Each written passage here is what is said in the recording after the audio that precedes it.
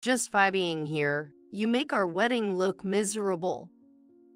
Said the bride to me, a high school grad invited to the wedding of a friend. You had made it big. It was my first time attending such a fancy and formal event, and I was a bit nervous. Told me, the bride spewed insults. Low educated trash should cut ties with my husband, okay? What? Really? It was you who said we should cut ties. Whatever happens, it's not my concern. She, who can only superficially judge people by their education or titles, had no idea who I really was, a high school grad. My name is John Roberts, just an unremarkable pianist. I love meeting new people and traveling around the world.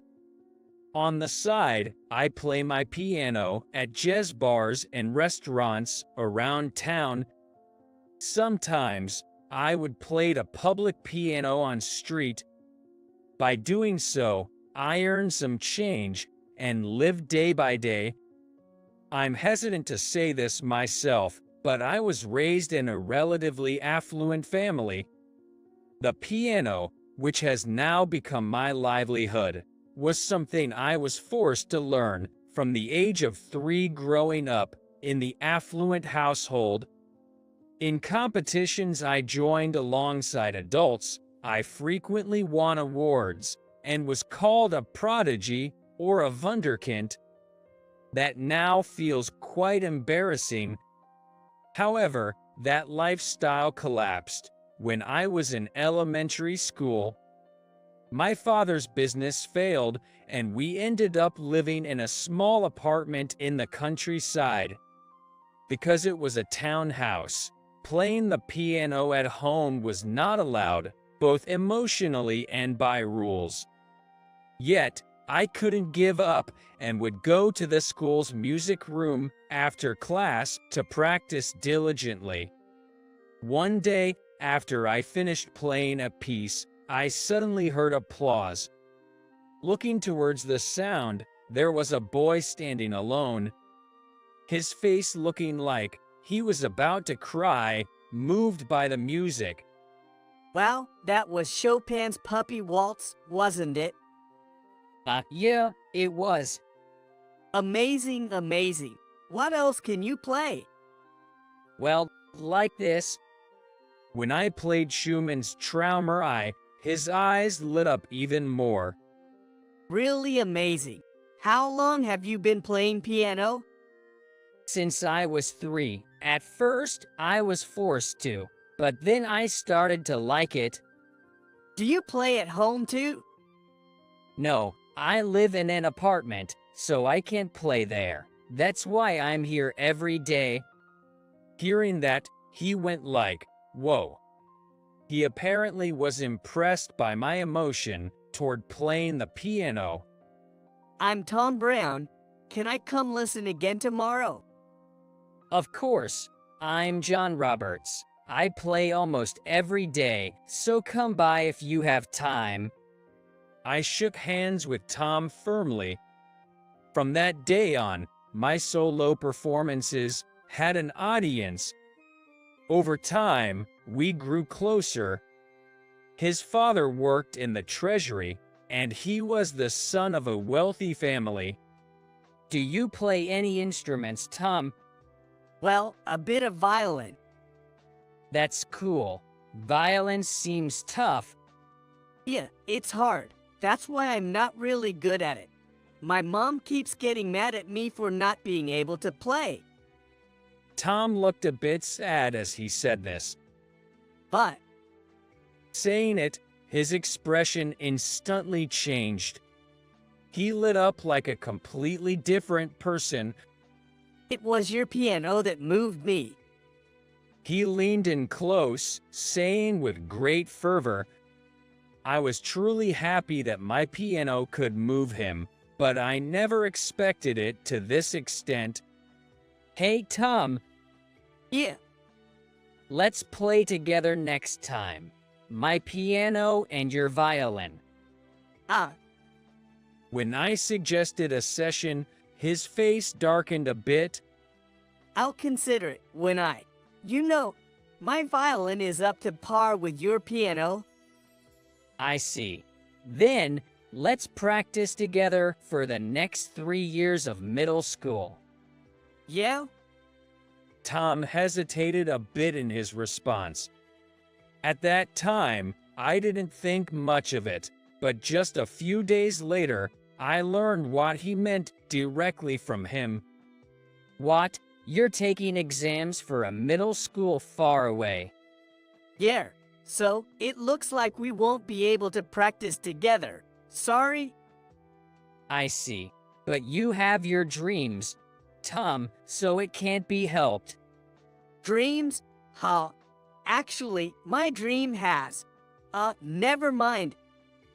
Tom started to say something, but then stopped himself.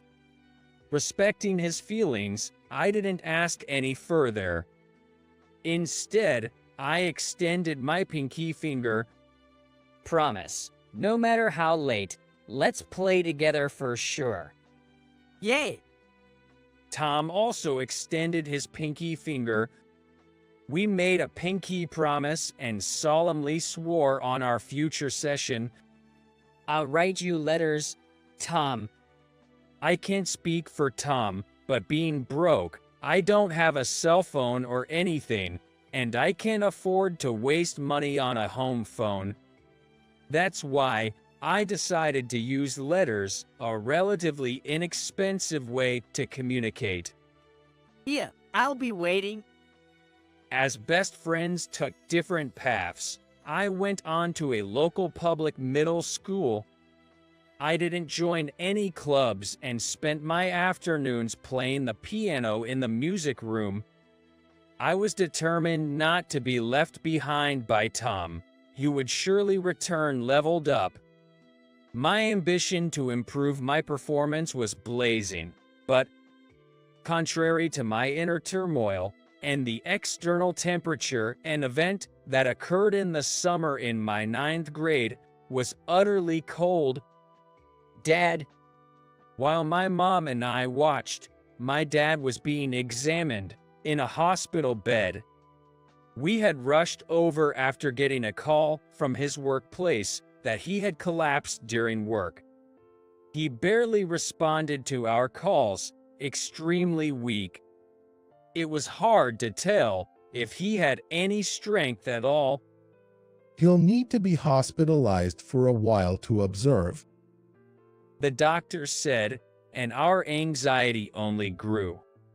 Trying to distract myself from those feelings, I threw myself even more into playing the piano. Desperately, I continued to strike the piano keys. Mastering Mussorgsky's Night on Bald Mountain, I was practicing. The inner anxiety and the horror vibe of the piece matched, and I was oddly drawn to it. Especially that day, I was so engrossed that I completely forgot I was in the school's music room. I didn't even notice that an audience had come to my solo concert. Amazing. Chan, you're really good at piano. There were several girls from my class. The sound of their clapping echoed in the music room. Having thought I was alone, I had exaggeratedly moved to the rhythm and made odd movements. Embarrassed, I replied with a curt thanks. I felt like I was trying too hard, and my embarrassment grew. I'm worried that it might show on my face. Do you always play here? yeah, almost every day. Normally, keeping to myself in the class and living quietly. These after-school performances were my only solace. Wow, that's great. Can I come listen again tomorrow? Hearing that reminded me of the first time I met Tom. Looking back, our meeting was also thanks to the piano. The black and white keys had brought such a person into my life. Of course, feeling incredibly happy, I answered while almost crying. But then, what's this? Is the poor kid getting cocky? My archenemy appeared. Amy Anderson, a classmate, ridiculed me for being pool. Her entourage of 3 joined in, making a racket almost every day. Why is someone like you, even at this school, having a fallen pua person around really brings down the mood, doesn't it? Amy laughed barbarically. The girls, who had been enjoying my piano, were now completely intimidated. Who's really bringing down the mood here? I thought so, but unfortunately, I didn't have the courage to say it out loud. Sorry. I muttered, overwhelmed by their words, and left the music room. I wiped away my tears with the sleeve of my shirt and ran home, as if fleeing from the scene. Despite that, I continued to play the piano every day. Even as Amy and her friends dampened my spirit, I couldn't give up. With that single-minded determination, no matter how much they interfered or insulted me, I kept hitting the piano keys. However, I was aware that my piano playing had changed. Huff, huff. Breathless from playing so intensely. Sweat soaked through my body. You were amazing today, too. Yay, thanks. Though the audience praised me, I couldn't take their words to heart. At some point, the reason I played the piano was no longer because I love it. It had become a means to release the distortion in my heart, compressed by a terrifying presence. In essence, it had degraded into an escape from reality. I knew this wasn't right, but this was the only way I knew to clear my dreadful feelings. Here he goes again. Can't you read the room at all? As my mood plummeted, Amy's taunts only got worse. Days like these continued, and I eventually stopped going to school. I wanted to play the piano. To play, I had to go to school. But going to school meant facing insults. Caught in this nightmarish triangle, a further despair struck me. Oh, my dear. My father, now cold and covered with a cloth. My mother was crying, clinging to his right arm. Dad. Strangely, I didn't cry. Instead, I felt an odd sense of frustration. The last time my father heard me play was when I was very young. I never had the chance to show him how much I'd improved because I just kept playing at school and didn't participate in any competitions. I had gotten so much better. I was on a different level than before. Despite all the words I had lined up, I never got the chance to let him hear. That was unbearably frustrating. After my father passed away, my mother and I moved in with her parents. Right after graduating high school, we left for Japan. My mother's father, that is, my grandfather, was half Japanese and lived there. My mother, a quarter American, is named Ellie Roberts. Hey, welcome back, John. Hi, thank you for your warm welcome, Grandpa. One night, when I got home, I ran into Grandpa in the living room. He was watching TV while petting the dog. Were you at that jazz bar again today? Yeah. Since coming to Japan, I hadn't attended any educational institutions. I'd been touring nearby bars, showcasing my piano playing. I lived off the tips I received, managing to get by without depending too much on my grandparents. Time passed, and the self-proclaimed pianist, John Roberts, reached his 30s, now back from Japan and settled in the US. Somehow missing my hometown, I rented a room in the same apartment I used to live in and started living alone. Even though I was settled, I traveled the world whenever I had the chance. I meet different people wherever I go, share values, and update myself.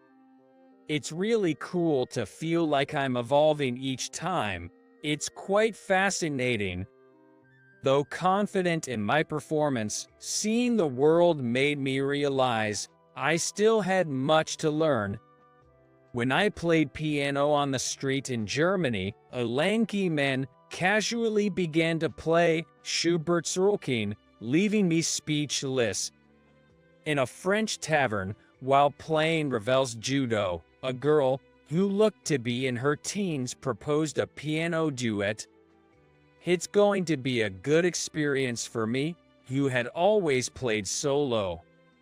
I thought that way and agreed, and I was amazed by how incredible the girl was. Far from just matching my pace, she actually led. Our first duet was a resounding success, electrifying the audience. Continuously honed by the world, I leveled up as a pianist. Despite the challenges, I cherished the freedom to elevate myself. This time, I went to Austria. After finishing my trip, I returned home, lugging my heavy bags back to my apartment from the airport. Well, there's a pile here. Checking the mailbox, I found it stuffed with letters and various mail. I had told the landlord I was going on an international trip, so there was no need for worry. There was a time I forgot to inform and went abroad. The accumulation of mail had led neighbors to worry something had happened, resulting in a police report and a scolding from the landlord upon my return. Now, what news do I have this time? After bringing my luggage inside, I went through the mail. Most were utility bills or flyers from nearby supermarkets. Well, what's this?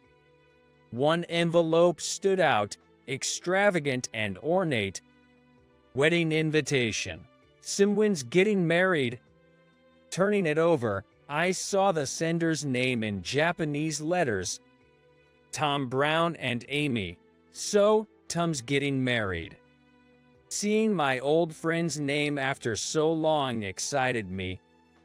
We had talked about writing letters, but I hadn't sent any since that summer in 9th grade. It's been over 10 years, but it seems he hasn't forgotten me.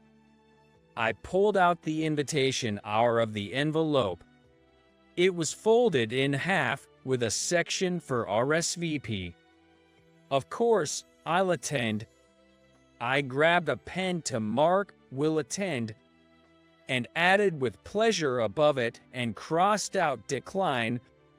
Then I filled in my address, name, and a message of congratulations. 11 p.m. Guess I'll send the RSVP and call tomorrow. After closing the folded invitation, I noticed handwritten messages from Tom and his wife. Tom has had strong handwriting since elementary school, and it seems nothing has changed. Right below, there was a message written in the same distinctive slanted font. I chuckled at the two and decided to call it a night. Jet lag was a bit rough, but fatigue easily outweighed it. On the day of the wedding, arriving at the designated place, it turned out to be an extremely famous luxury hotel. It was my first time attending such a lavish and formal wedding, and I was a bit nervous. Hey, long time no see, John. While I was looking for my seat, a voice called out from behind. "Oh, Tom, congratulations on your wedding." Thanks, glad you could make it. It had been about 15 years since we last saw each other. Without resorting to complicated words, we celebrated our reunion with a firm handshake. Standing next to him was the bride, who seemed surprised to see me. "Heard you became a bank president." Yeah, thankfully. "That's amazing." Thanks. What about you? You were in Japan for a while, right? "Yeah, right after graduating from high school. Since then, I've just been doing my own thing without pursuing further studies." I see. As we talked about each other's lives, a voice called Tom from a distance. Oops, sorry. Tom looked over and gestured with his right hand as if to say, "I'll be back." And he hurried off to greet another acquaintance. However, for some reason, the bride stayed behind, still looking at me. John Roberts, as in the John Roberts, the one who used to play the piano in the music room every day. Oh, yay, that's me. You're a high school grad. The characteristic rise at the end of her sentences. The choice of words mocking me. And then, the name Amy on the invitation. I had suspected, but the bride, Amy, was that same Amy who always bullied me in middle school. Here we are, over 10 years later, meeting again. Just by being here, you make our wedding look miserable. Is that so? Sorry about that. Well, you actually feel bad. Well, nothing to be done now since you're here. But from here on out. Said so, her face at that moment seemed even more malicious than I remembered. Low-educated trash should cut ties with my husband, okay? Though I've grown since then, I was still pretty upset at the idea of cutting ties with Tom. Unable to stay calm like before, I retorted a bit. "Tom and I have been best friends since elementary school. Do you have the right to sever that bond?" Of course I do. I'm his wife. Her logic was baffling. Just then, Tom thankfully returned. "Sorry, Tom. I'm withdrawing all my money from the bank and closing that account." Why? It's a joke, right? While Tom was shocked, the bride was speechless. She probably confused by what I was saying. "No, your wife told me the poor high school grad should cut ties with her husband." What? Amy, what's going on? But, I mean, because... Flustered by Tom's questioning, she continued, Having a fallen Pua person around just ruins the atmosphere. It's bad for your job too, right? She screamed hysterically, not caring about the onlookers. Hey, why would you invite such a Pua person to our wedding? Amy, that's too much. Apologize to John. No, I'm not wrong. "Sorry, seems I've caused a disturbance at your wedding." I turned my back on them and headed towards the exit. John, wait please. John? Tom grabbed my arm after walking several feet. He desperately pleaded to be allowed to explain. I wasn't angry with Tom, so I decided to go back with him. Sorry, John? "Don't apologize, Tom. It's me who should be sorry. I got too emotional." Meanwhile, the bride stood with her arms crossed, looking away. Amy, listen to me about how John and I met. When Tom said that, she only turned her gaze towards him. It's a story from when we were still in elementary school. He started to recount our story from 15 years ago, as if it happened just yesterday. My parents were strict bureaucrats at the Treasury. There were so many restrictions on what I could or couldn't do. It left me without much in common with my classmates, making it hard to fit in. Conversely, he was somewhat forced to play the violin. It was much like my situation with the piano, starting even before elementary school. I hated those days so much. Coming home meant more strict supervision, more studying, and more practice playing. To escape, I'd wander aimlessly around the school after hours. This was around when we were in the 6th grade. It was the same time when my dad's business failed and I could no longer play the piano at home. The bride eventually uncrossed her arms and listened intently to Tom's story. It was one day, as I passed by the music room, I heard the puppy waltz coming from inside. Tom was curious about who was playing.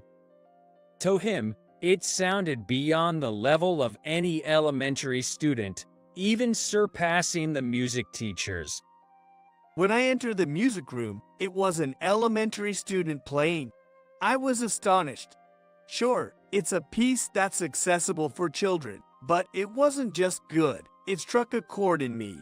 You could tell the pianist was thoroughly enjoying playing from the bottom of his heart. The bride's eyes had turned slightly red. That was the day I met you, John. Your playing healed my almost broken spirit. It seemed Tom saw my playing as one of the few solaces from the pressures of his parents. That's why he kept coming to the music room every day after that. Seeing you enjoy playing so much made me start to enjoy playing the violin. My dreaded days were completely transformed. That's why he became positive about middle school exams and successfully passed them. Although it was a bit lonely to part ways with Tom for school, knowing my playing had been a foundation for him made me proud and happy. I had been praised for being good before, but I hadn't thought I had saved anyone. Hearing Tom's story, the bride, Amy, had tears in her eyes. The underestimated high school grad had laid the foundation for her husband's character. Whether it was regret or gratitude for her, I couldn't tell. Amy, you said it too, right? In middle school, when you were struggling, the piano you heard soothed your heart? Yeah? Surprised by the story, I looked at Amy with wide eyes. Don't look at me. She blushed and seemed embarrassed. Maybe it's because we shared similar experiences that we got along so well.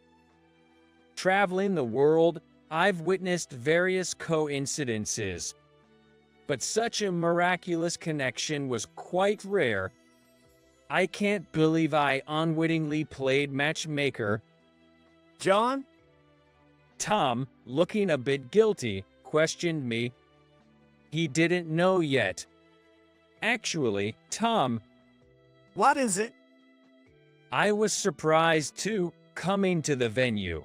Your wife, she's my middle school classmate. What? Tom's surprise was understandable. Faced with this astonishing fact, the three of us could only laugh. After we finished laughing, Amy started apologizing to me head down. Her hair, probably set for the wedding, drooped towards the ground. I'm sorry. I said terrible things without knowing anything. Wait a minute. Amy. Tom looked at her admiringly, but for me, it was an emergency.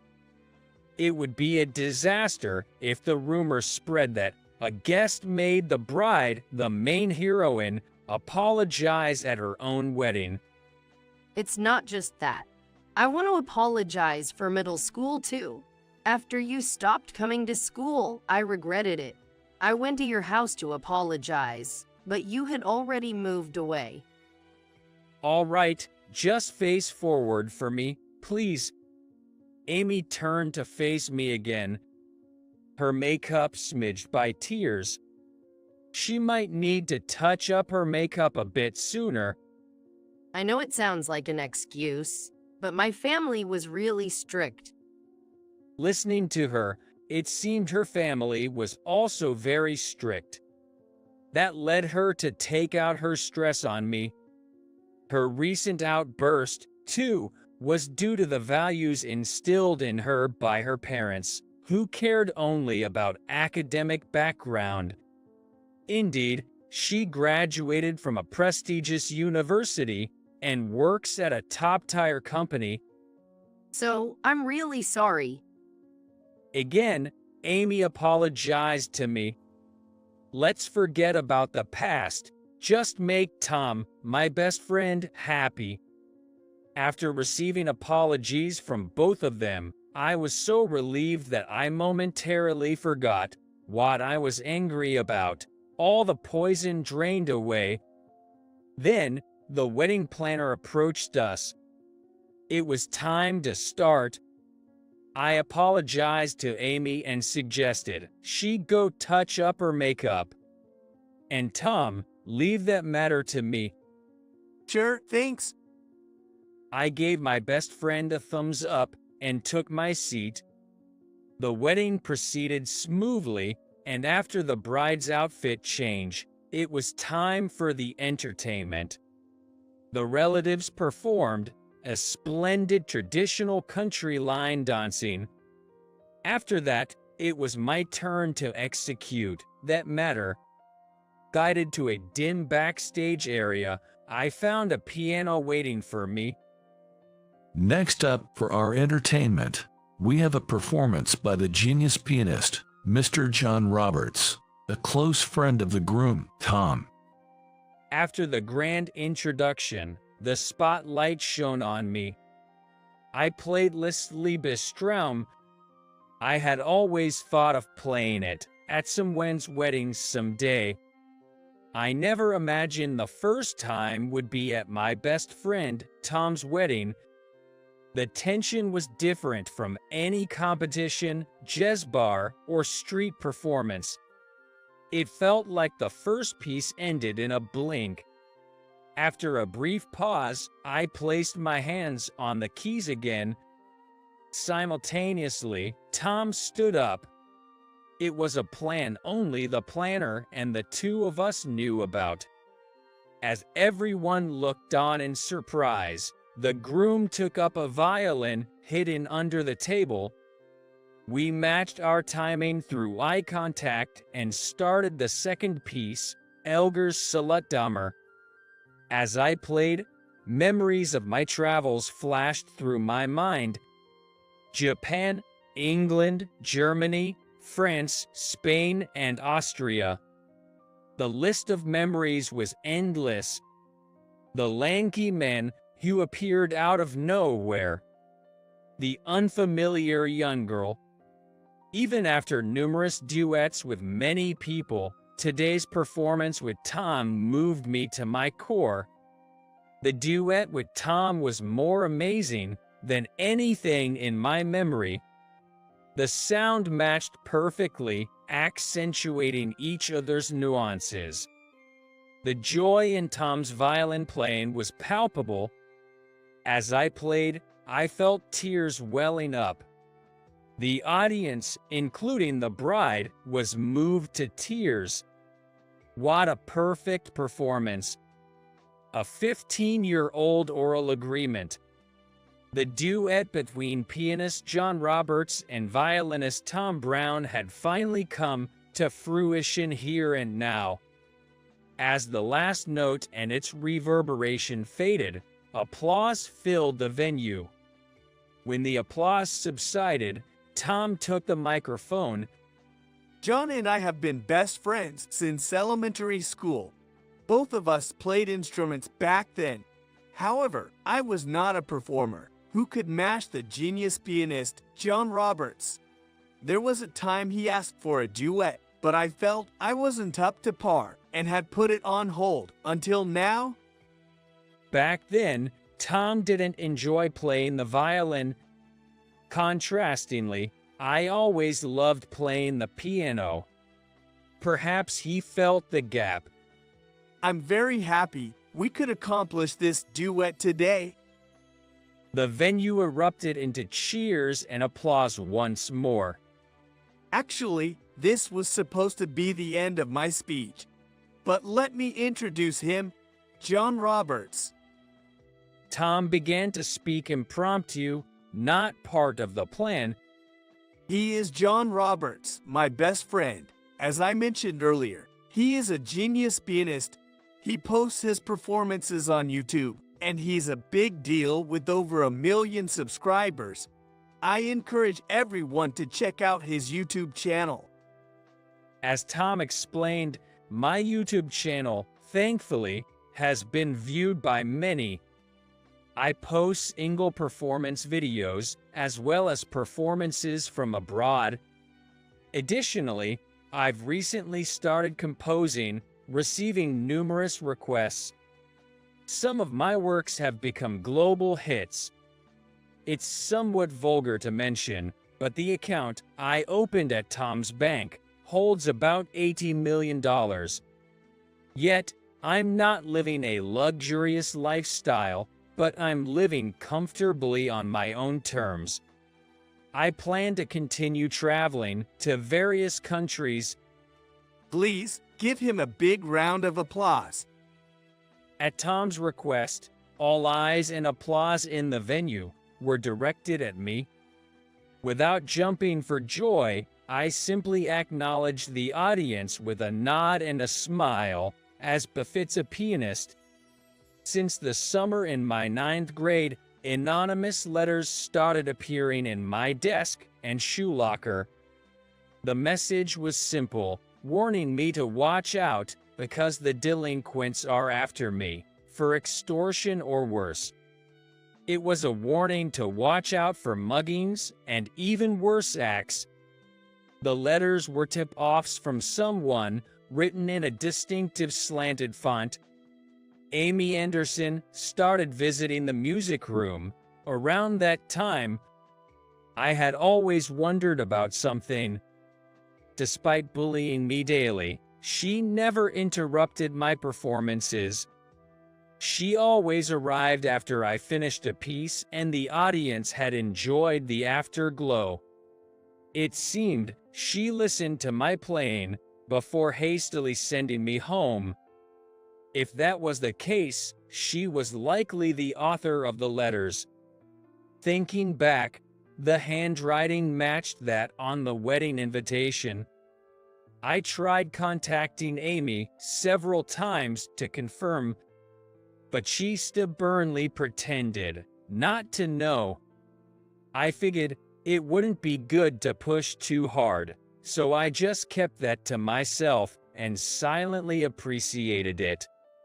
As the wedding ended and guests began to leave, while the parents are exchanging greetings, children who had become bored came to me.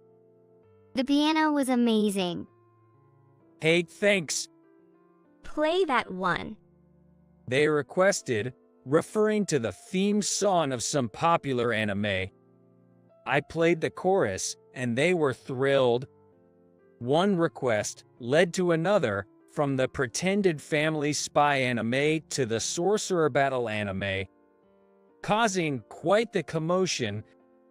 Eventually, things settled down, and the newlyweds came over. John, thank you so much for today. The pleasure was mine.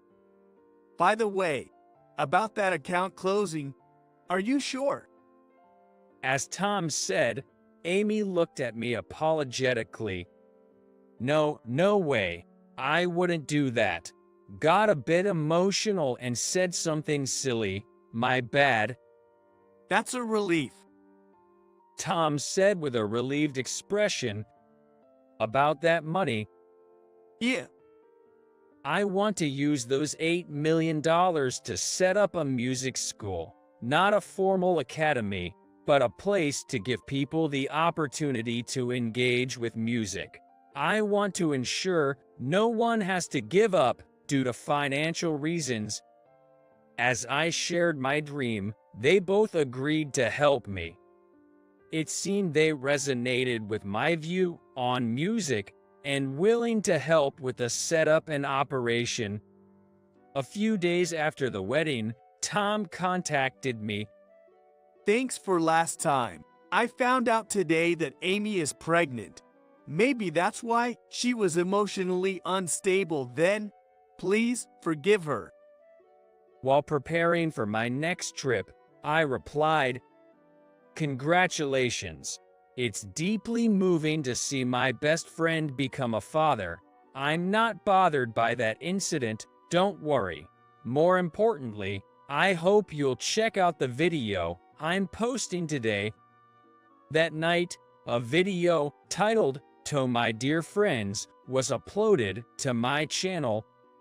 It was a medley of Liebestraum and Salutdammer, the pieces I played at the wedding. It also served as a reminder for me to keep the emotions of that day vivid. I had thought about posting our duet, but that legendary performance has become a treasure I prefer to keep in my heart. A person's essence can't be judged solely by academic credentials or superficial words. I may be a high school grad with no formal education, but I consider myself a successful individual. The same goes for Amy. If you only look at her actions towards me in middle school, she indeed seems terrible. However, whether she was the one who sent those anonymous letters or made sure I got home before falling victim to delinquents, her awkward methods showed she's genuinely kind-hearted. My ability to recognize what truly matters came from interacting with many people worldwide. Some countries I visited couldn't exactly boast about their educational systems, but that doesn't mean everyone from those places is unpleasant. The essence lies much deeper. The essence boils down to what people believe and think about.